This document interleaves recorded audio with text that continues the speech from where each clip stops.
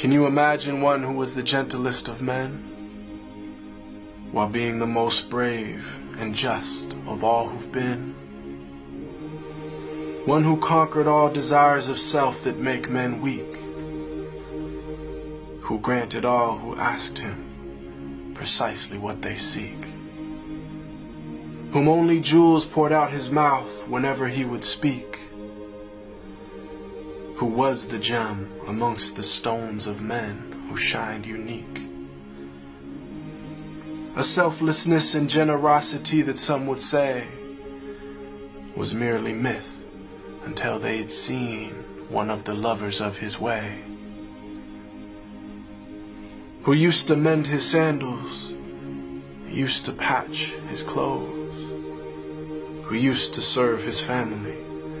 whenever he was home, who had a noble shyness, not gazing long upon a face, who honored all he ever met, be he king or be he slave, who always felt himself at home the most amongst the poor,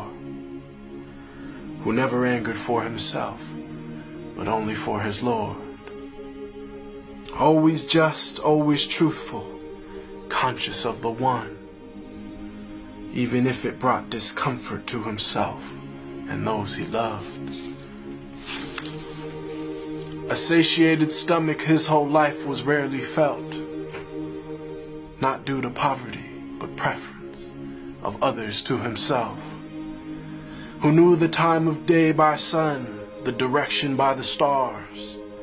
who'd walk amongst his enemies without a single guard, devoid of any trace of self, just humble and serene, eloquent but not verbose, just precisely what he means, whom all within his company felt light and sacred cheer, whom there was not a thing within creation that he feared, who loved to play with children and run races with his wives,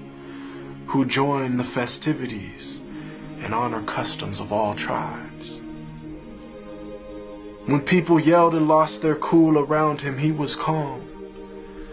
who asked forgiveness for his enemies, even as they did him wrong, who kept a goat he'd milk himself for people in his house, whose wives, when asked about him, said he was the perfect spouse, who never looked down on a pauper or flattered once a prince, who called every soul unto the one without even a flinch. Every single gorgeous trait of character he had, of noble lineage, yet he was the orphan of his clan, one imbued with wisdom and piercing inner sight, yet he was the unlettered one, who'd neither read nor write. All knowledge and trait of character unflawed